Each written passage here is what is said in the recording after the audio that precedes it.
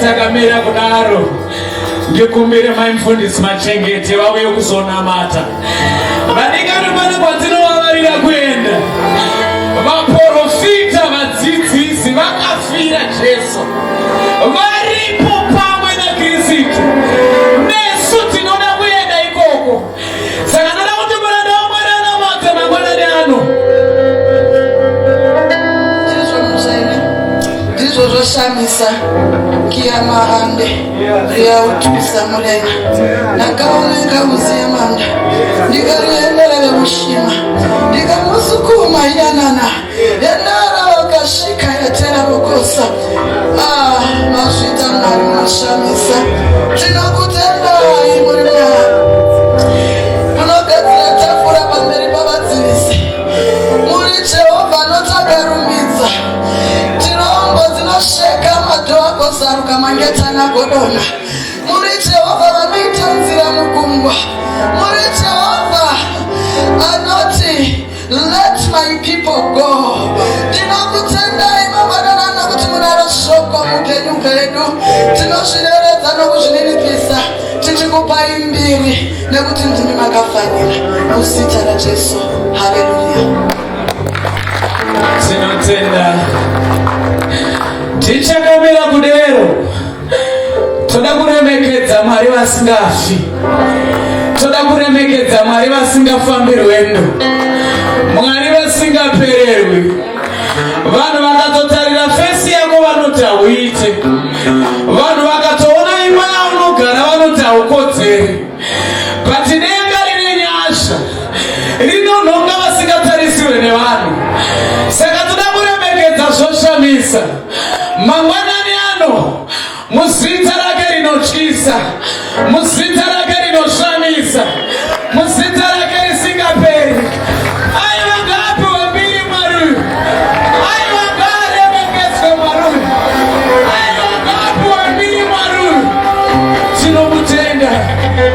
Muzita raJesu.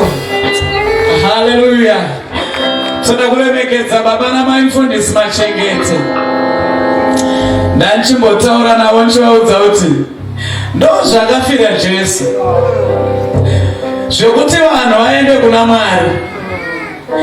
Ndikakoma kupati nekuparidza kumusha, ndinouya kumusha kuzoparidza vhangeri. Zvatinoraramira vana maiti ndechekuti mamwe mazita ese ngaaderedzwe, evanhu mazita ngaarinipiswe, kuparidza kwese kwapera, zita ramaiti ngarikanganikwe, asi raJesu risalutwe kumarudzi ose, raJesu risimudzirwe kumarudzi ose, raJesu risalutwe pane zvese. Saka vanhu vaMwari, Mwari ngaakuitirei zvakanaka, Ngakuchengetei panyika muite zvimbuya nechisekuru chinenge chakabata mudonzvo. Vanhu vanenge vakutotaura kuti muhande kwambuya nasekuru machengete. Timbononzwa kuti Mwari vanodei. Kunonzwa kuti Mwari vanodei kuti mbuya nechisekuru chachembera chaiti vhangeri ngarifambe kumusha. Vanhu vakafunga kuti kutsaone kuna Mwari.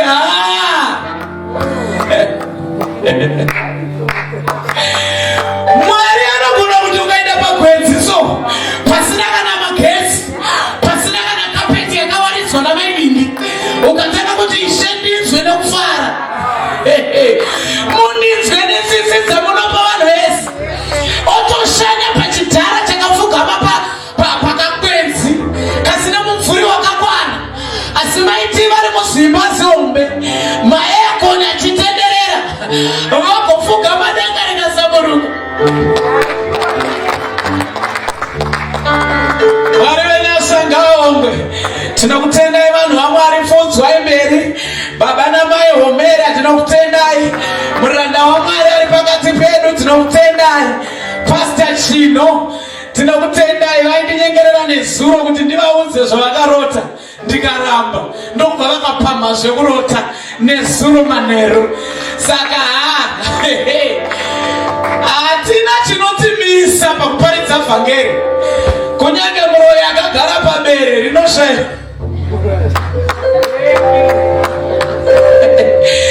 Rinoshaiwa mabhureki rikakutura varidzi. Tichiparidza chete vhangeri. Hatityiswe nechinhu.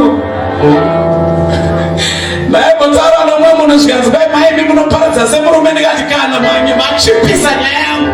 Kana mukati ndinoparidza semurume, ndinoparidza semukadzi.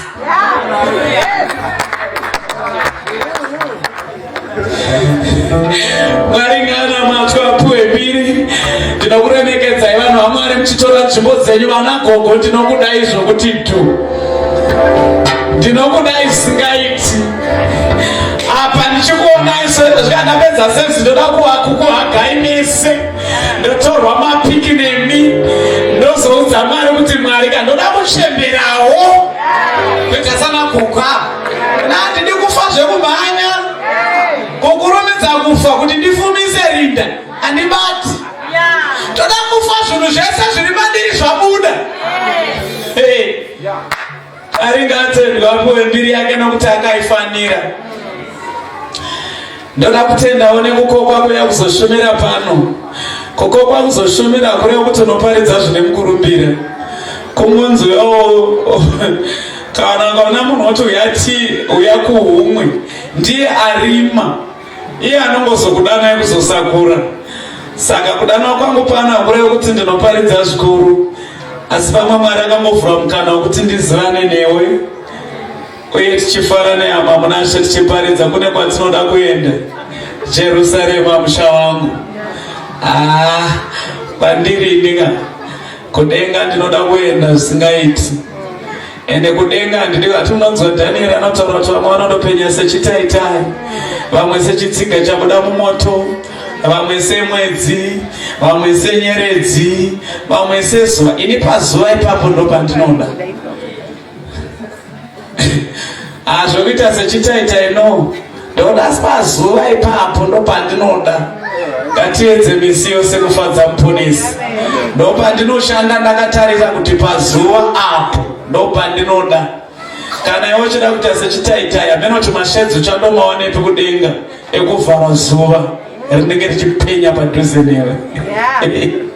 Saka kana uchishanda pachechi, usashanda akanaka kupenya sechitaitai. Unoshanda akanaka pazuva ipapo. Ndo pane ndichida. Ndoda kutendawo Mwari nekuti pane murume akandiroora kunyange asiri pano zvake. Murume iye kana mukavhunza mufundisi Machengete, zita rake rine mukurumbira kunyange pandaparidza ini. Kunenge kuchingonzi mufundisi Titi, asi mufundisi Titi vari kuHarare. Saka murume uyu ane zita rake randakatakura. Chandinotenda Mwari mufundisi ndechekuti pakuroorwa pazvinhu zvose zvandakagona muupenyu, kugona kuchuziwa kana kuti kuchuza murume wokuroorwa naye. Kana dena vangu vari vamwe baba vakanditarira ndikavaudza kuti nhasi ndakokwa kundoparidza Monday neTuesday ndaiparidza kumufa kwose. Ndobva nezuro ndatobva kumba ndikavasiya nevana vavo ndobva ndauya kuzoparidza kuno. Chandinoziva chandinopopoterwa nababa ivavo kunonoka kuenda kwandakokwa kunoparidza.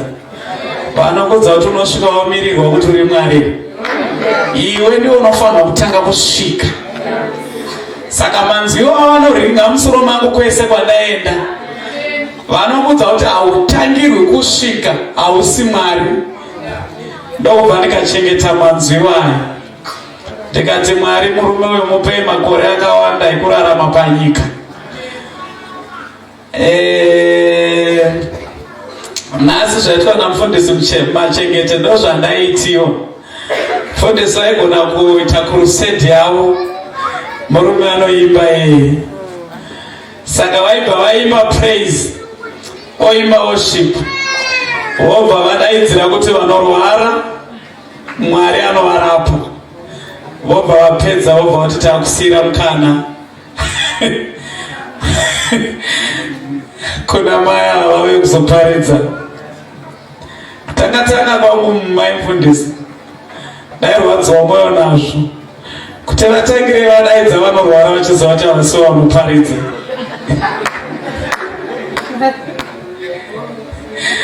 Saka ndokubva ndazonzwisisa kuti Mwari vane dzimwe nyasha dzavanotsveta. Izvozvo kutaura kwataita mufundisi Machengete, pano mumwe munhu achatoporeserwa izvozvo naMwari kuti muranda wake ataura. Saka ndoda kutenda Mwari achitetera zvakanaka nezuro. Umena kuti chii chandibata nhasi ndakadzikama. Tokumbira mufundisi chino muye kuno tisandiverengera shoko raMwari, nhasi toda kuti vaverenge masikati nezuro vaiti maziso havana.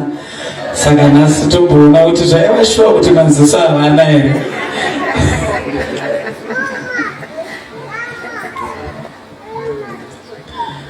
Mwari wenyasha ngaatendwe mangwanani ano.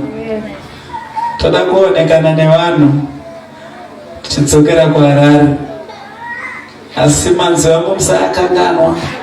Zvinoti kana zvikamubata, dzimwe nguva mumvura, dzimwe nguva mumoto, asi zvorudzurwa zvibvi chete, asi nokuparidza. Mabasa aPostoli chapter 5.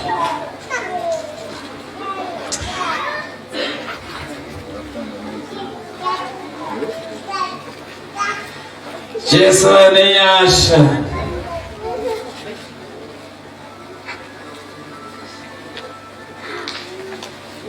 Mukandiverengera verse 23, asi vanhu vanogona kuzoitangira paverse 17, asi verse 23 ndo yandiri kuda kutaura nezvayo. Tichaverenga shoko raMwari kuna Mabasa aPostoli chapter 5. Tichaverenga verse 23. Kana titangirai pa 17 kusvika pa 23. Chapter 5 tichatangira pa 17. Zvino muprista mukuru akasimuka navose vaiva naye, vaiva vedzidziso dzavaSadhusi, vane godo kwazvo. Vakabata vaApostora vakavaisa mutorongo, maipinzwa vanhu vose. Asi mutumwa washe wakazarura mukova yetorongo usiku, akavabudisa akati, endai mumire mutemberi muchitaura kuvanhu mashoko ose oupenyu upwo. Vakati vachizvinzwa, vakapinda mutemberi mangwanani vakadzidzisa. Zvino muprista mukuru navaiva naye vakasvika vakakokera makurukuta neungano yose yavakuru vavana vavaIsraeri, vakatumira vanhu kutorongo kuzouya navo.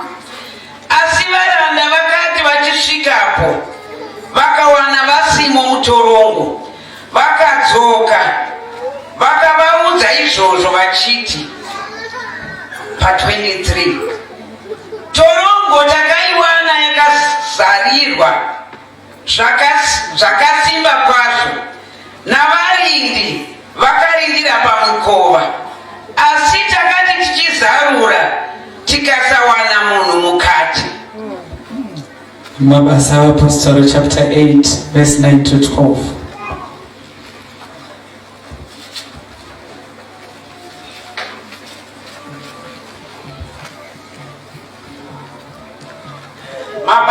Mabasa aPostoli chapter 8 tichaverenga pa9. Zvino kwakanga kuno mumwe murume wainzi Simoni, waiva nanga kare paguta iro, waishamisa vanhu veSamaria achizviita munhu mukuru. Vose vaduku navakuru vakamuteerera vachiti, uyu munhu isimba guru raMwari. Vakamuteerera nokuti wakanga avashamisa noun'anga bwake nguva huru. 12. Zvino vakati vatenda Filipo waiparidza mashoko oushe hwaMwari nezita raJesu Kristu, vakabatidzwa varume navakadzi pa12. Mabasa aPostoli chapter 12.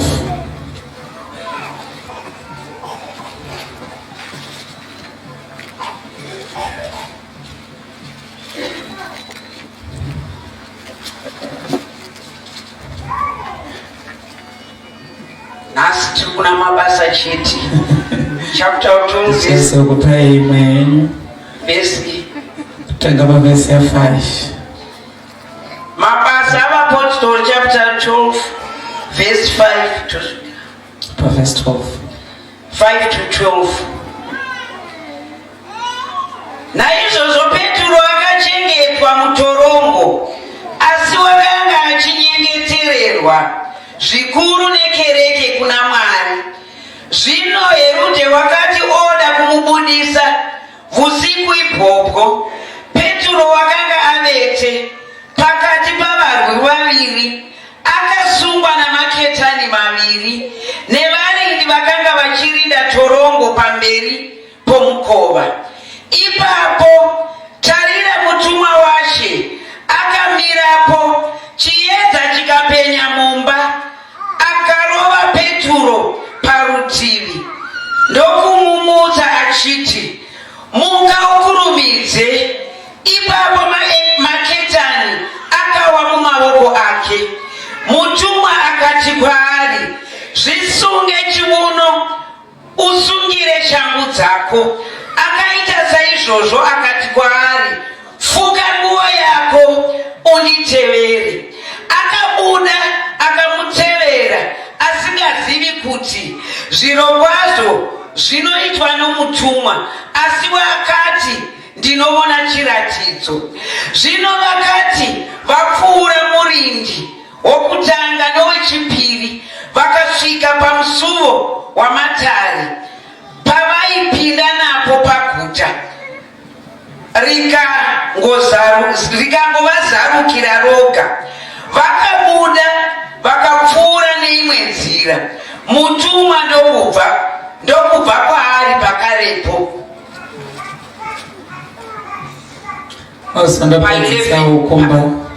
Pa11 Petro wakati apembenuka akati, zvino ndinoziva zvirokwazvo kuti Ishe watuma mutumwa wake akandirwira paruoko rwaHerodhi nepazvose zvakanga zvichifungwa navanhu vavaJudha.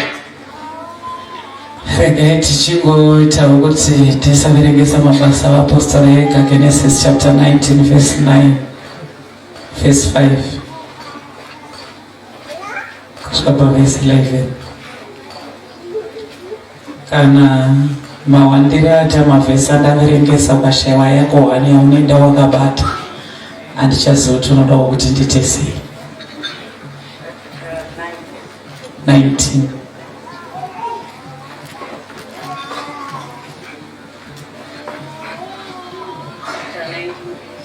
verse 5 to 11. Tichaverenga muna Genesis chapter 19 verse 5 to 11. Vakadanidzira kuna Loti vakati kwaari, varipiko varume vakapinda kumba kwako usiku huno? Vabudisirei kwatiri kuti tivazive. Loti akaenda kwavari kumukova, akazarura mukova shure kwake, akati, regai henyu kuita zvakaipa zvakadai, hama dzangu. Tarirai, ndina vakunda vaviri vasina kumboziva murume. Regai ndivabudisire kwamuri, muvaitire ivo zvamunoda. Asi varume ava musavaitira chinhu, nokuti ndizvo zvavakapindira mumumvuri wedenga rangu. Ivo vakati, suduruka. Vakati, munhu uyu wakauya kuzogara pano ari mutorwa nambera, zvino iye unoda kuvatongi. Zvino tichakuitirai zvakaipa iwe kupfuura ivo. Vakamumanikidza murume uyo. Loti akaswedera kuputsa goni, asi varume vakatambanudza mavoko avo vakakwevera Loti mumba mavakanga vari, vakapfiga goni, vakapofumadza vakanga vari pamukova, vaduku navakuru.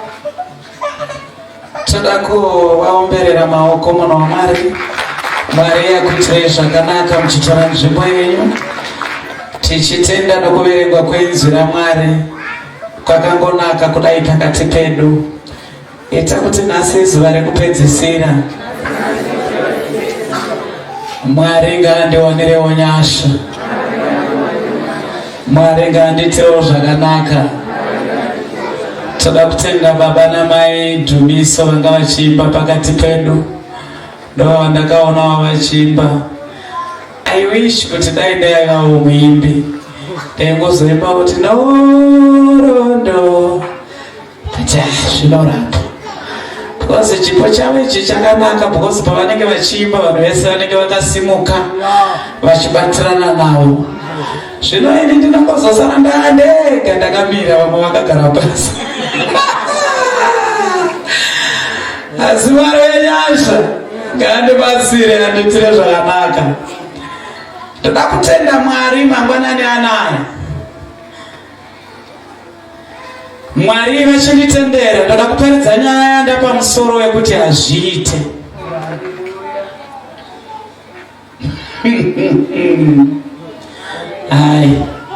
I will try my best. Ndichazama kuti ndidzikame kuti unyatsonzwisisa zvandiri kuda kukubatsira nazvo. Ndoziva kuti zviri nane munhu akubatsire neshoko raMwari pakukupa chinhu chimwe chekuti unenge wakabata nhasi mangwana unenge usisina. Ndosaka uchinzwa vanhu vechikaranga vanoti munhu kana akakurova ari nane pane akupa mashoko, nekuti anorwadza anogara pamwoyo pako kudarika zvimwe zvese. Asi David ane mwanzo anotaura akati, shoko renyu ndakariviga mumwoyo mangu kuti ndirege kukutadzirai. Zvoreva kuti kana pane chinhu chaunofanira kuchengeta, kana pane chinhu chaunofanira kuda, inzwi raMwari. Inzwi raMwari iri rakandisimudza mudhaka, rakandisimudza muurombe. Regai ndinyatsozvitaura pakachena ndisina chandinotya. Ndakatanga kupfeka bhutsu grade 6 yatengwa nehuku yambuya mai vamai ari masandaki. masandaki acho angasiri akafava enguva inoi. Aiti kana ukapfeka sandaki iyoyo unogona kutoita ronda payagumira nekuoma kwayanga yakaita. Marondo bata zvakanaka. Musaona zvese zvamava kuona izvi mabasa enzwi raMwari, mabasa aMwari wemasimba ose. Kumusha kwedu kwakanga kusina kana zita rinozikamwa kana vatingati pamusoroyo. Zvakakonzerwa zvese nenyanzvi. Ndinowanza kutaura kuti pandakatanga kuenda parufaro, ndakaenda parufaro paya, mari yacho ndaikanyirira zvitina. Munondibata zvakanaka? Ndaikanyirira zvitina ndobva ndakanyira inokwana neyekukwidza mai vangu bhazi nekuti parufaro ndandisina kumbopaenda. Ndokubva takwira rimwe bhazi rainzi Rukatya. Vamwe elda vatakati navo vainzi vaMasango. Mudzimai wavo akazoshaika but vanga vava mufundisi. Baba vachiri kona nhasi. Saka gumbo ravo raipfeka size 4. Size yamai vangu yakangofanana neyangu iyi, masize 9. Saka takasvika panonzi panyika pamapublic toilets. Mai vangu vasina bhutsu, ini ndisina bhutsu, takananga parufaro. Saka bhazi rakamira kuti vanhu vawane risesi. Ndokubva mai vangu vafamba, mai Vhangeri Masango vakapinda mutoilet yacho. Mwoyo wavo ndobva ukarwadza kuti dai ndakurura bhutsu ndikapa mai avo kuti vagonawo kupinda mupublic toilet. But size yacho yanga irinikisa zvokuti zvanga zvisingaiti kuti vavape bhutsu. Mai vangu ndobva vakapinda mupublic toilet munoiziva. Ndobva vakapinda mavasina bhutsu. Murikundinzwa zvakanaka? Saka kana ndakuparidza handiparidzi zvandinofungidzira kana kuti zvandakanzwa vamwe vachitaura pamusoro pazvo. Ndinoparidza zvandinoziva. Ndichienda parufaro ndanga ndina madress tu zvekuti ndakasingaperi zviye. Denga rine nyasha, murume usimuzuva nenyasha, haana kufanana navanhu. Tasvika parufaro apa ndayamurwere kutika. Saka tasvika kana muchibva kuno kumusha makananga parufaro masiyana nevanhu. Saka vamwe vanhu anogona kutaura 4 blankets kuenda nadzo kurufaro ari 1. Kwatinenge tabva kumusha kana tikatora 4 pamwe musha wese unenge une machira 3. Saka tatatora 1 kuva pedu mainingi vanendawo 1. Chifuva changu chairwadza ndasikakwanisi kufuka blanket. Nerimwe mazuva ndinenge nangokati mama akati mune munomumba mune mazizi ari kurire chiri chifuva chemunhu wamuri kuona chipano zvakadai. Pachikoro ndakapinda chikoro kusvika grade 7 ndozvakandikonesa kupfuurira mberi nacho zvekuti sekondari yaiva kure ndairwara chifuva chichirwadza ndisingagoni kufamba long distance asi baba namai vasina mari yokundiendesa kuhospital.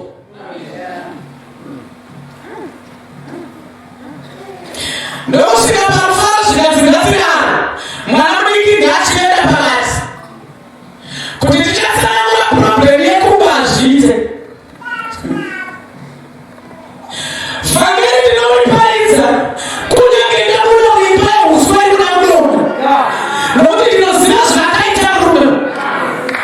Ndovakasvika vakati vamwe tuku mwana mudiki pakati. Mwana mudiki ari pakati parufaro panotonhora kusina matende amakuvhaira kuti hamiendi parufaro paguruva mune matende ekurara. Saka paichekwa uswa hwotenderedzwa so machira achimuka akatota pamusoro pese. Moyanika pazuva modzokera kunorara ipapo. Ndokubva musikana apinda pakati ndokufuga musoro ndokuona pachena pahope dzakauya. Kwatochena wakomana mama munobva wakandibvunza kuti ko haufa. Ndikati ndakatorara wena. China ichi chishanu ndokurara, Saturday ndokurara, ndisina munhu andibata musoro.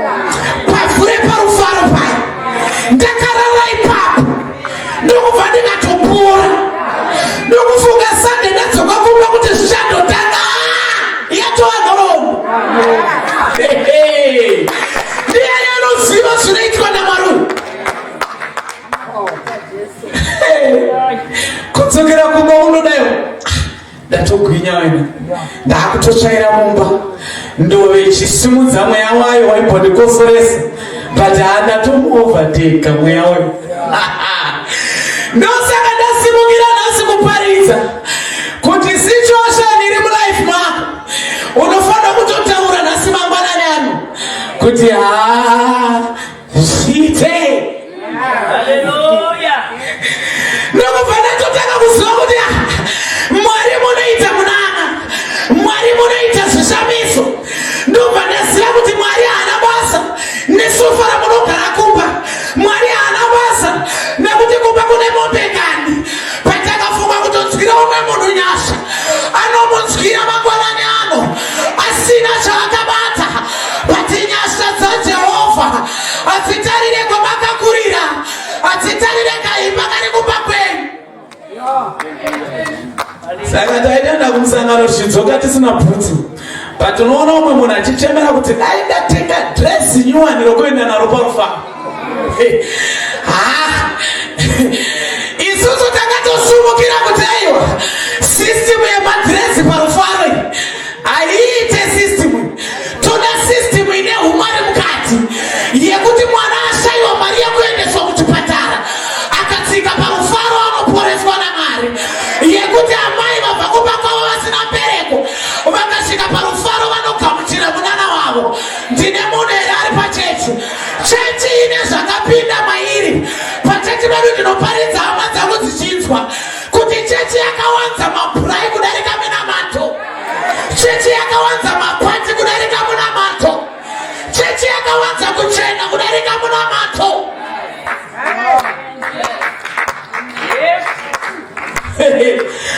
Thank God for vanhu vaMwari varipo.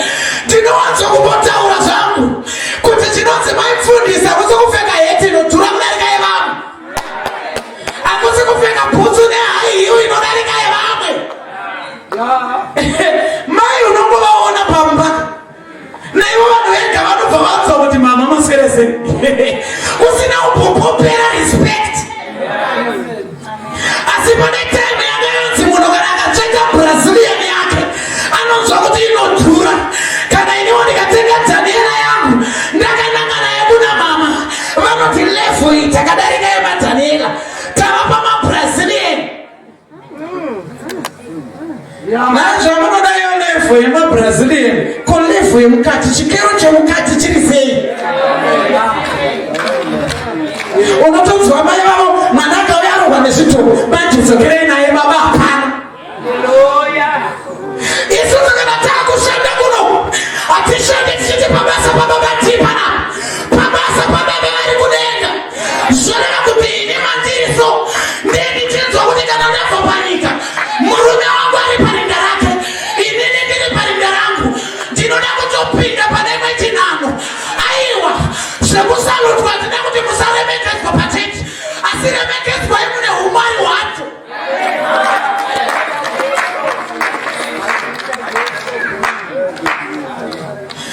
Azviite zvokuti muchechi ndomunoonekwa fashion.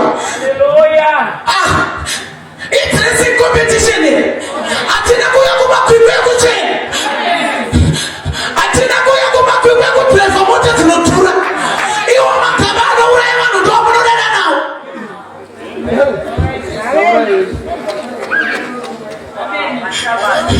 Unobva kunze vanofamba nechigaba pete ndifambe nechigaba changu chine mavhiri asi munhu wemukati akasimuka zvokudhiraivha mota inodhura usina Mwari wacho. Zviite dzimwe mota dzamunoshainirwa nadzo dzinobva pasi pekungapa, dzimwe mota dzamunoshainirwa nadzo dzakaromberwa mumvura idzi. Pati takazodzerwa izvozvo takadaidzirwa munguva yakafanana naino. Aiwa dzepasi pekungwa uchipinda muchechi yedu idzi tinokudubura.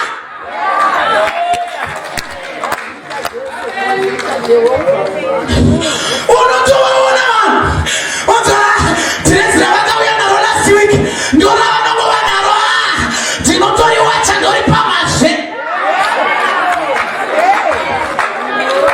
kusvika palevel yekuti vanhu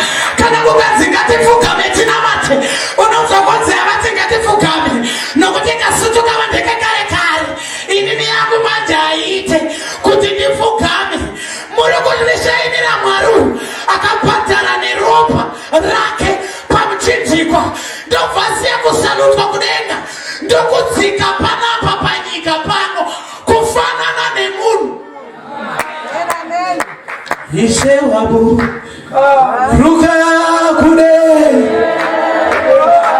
aka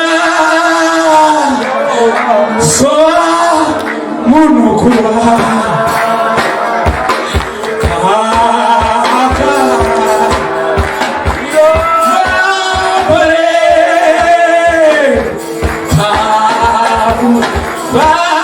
see, hallelujah,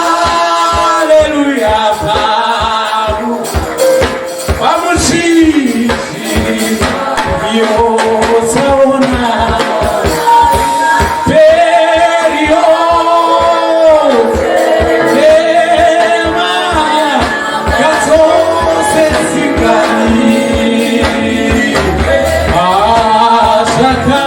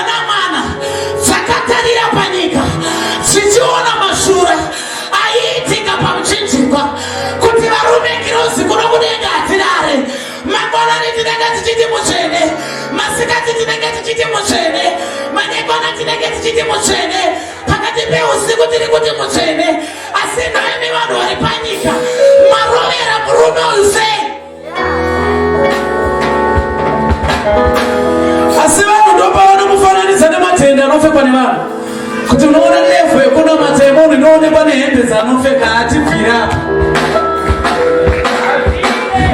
azviite zvekuti Mwari wangu aizaniswa nematende rimwe tende ramunoshaina naro rakasolo nemusatanisti kuteki mouya muripfeka monzwa kuti inini ngava nditi pamusoro maswera sei makabatei muchatiriko pazamboko rine ndarama pavakagarira makabatei makaitei mazuva ose amaira panyika